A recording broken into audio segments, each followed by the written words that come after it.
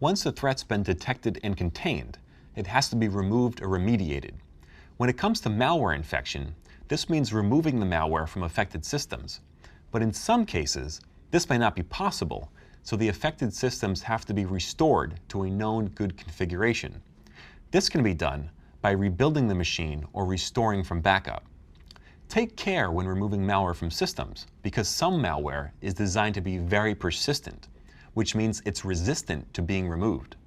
But before we can start the recovery, we have to contain the incident. This might involve shutting down affected systems to prevent further damage or spread of an infection. On the flip side of that, affected systems may just have network access removed to cut off any communication with the compromised system. Again, the motivating factor here would be to prevent the spread of any infection or to remove remote access to the system. The containment strategy varies depending on the nature of the affected system. Let's say a critical piece of networking infrastructure was compromised.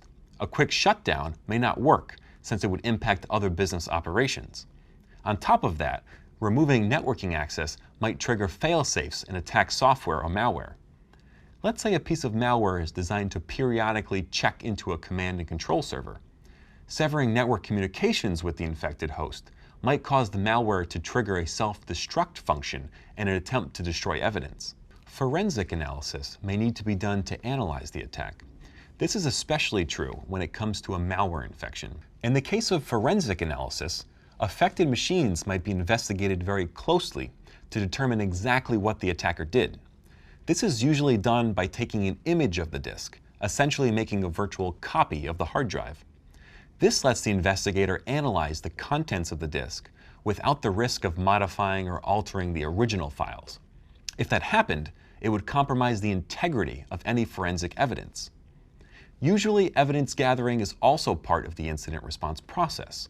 This provides evidence to law enforcement if the organization wants to pursue legal action against the attackers. Forensic evidence is super useful for providing details of the attack to the security community.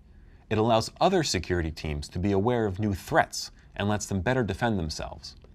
It's also very important that you get members from your legal team involved in any incident handling plans. Because an incident can have legal implications for the company, a lawyer should be available to consult and advise on the legal aspects of the investigation. It's crucial in order to avoid complications or issues of liability. Members of the public relations team should also get involved, since these incidents can have an impact on a company's reputation. There's another part of the cleanup and recovery phase I should call out. We'll need to use information from the analysis to prevent any further intrusions or infections. First, we determine the entry point to figure out how the attacker got in or what vulnerability the malware exploited. This needs to be done at the same time as the cleanup. If you remove the malware infection without also addressing the underlying vulnerability, systems could become reinfected right after you clean them up. As you learned in the System Administration and IT Infrastructure Services course, postmortems can be a great way to document incidents. The learnings from postmortems can be used to prevent those incidents from happening again. If a critical system has been compromised, remediation can be complicated because of downtime during remediation and recovery.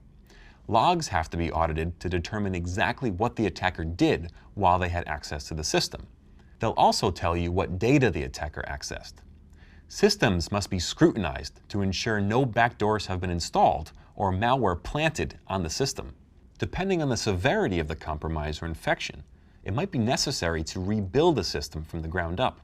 Cleanup would typically involve restoring from a backup point to a known good configuration. Infected or corrupted system files could be restored from known good copies. Sometimes, cleanup can be very simple and quick.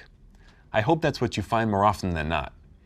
If a website was defaced, the attacker may have simply uploaded their defaced HTML file and pointed the web server at the new file. A configuration file change and deletion of the attacker's HTML file would undo those changes. Even so, efforts need to be made to determine how the attacker got access. That vulnerability should be closed to prevent any future attacks. When all traces of the attack have been removed and discovered, and the known vulnerabilities have been closed, you can move on to the last step. That's when systems need to be thoroughly tested to make sure proper functionality has been restored. Usually, Affected systems would also remain under close watch, sometimes with additional detailed monitoring and logging enabled. This is to watch for any additional signs of an intrusion in case something was missed during the cleanup. It's also possible that the attacker will attempt to attack the same target again. There's a very high chance that they use the same or similar attack methodology on other targets in your network. It's important to incorporate the lessons you've learned from any incident into your overall security defenses. Update firewall rules and ACLs if an exposure was discovered in the course of the investigation. Create new definitions and rules for intrusion detection systems that can watch for the signs of the same attack again. Stay vigilant and prepared to protect your system from attacks. Remember that at some point, some sort of security breach will happen. Just stay calm and execute your plan to counterattack the breach.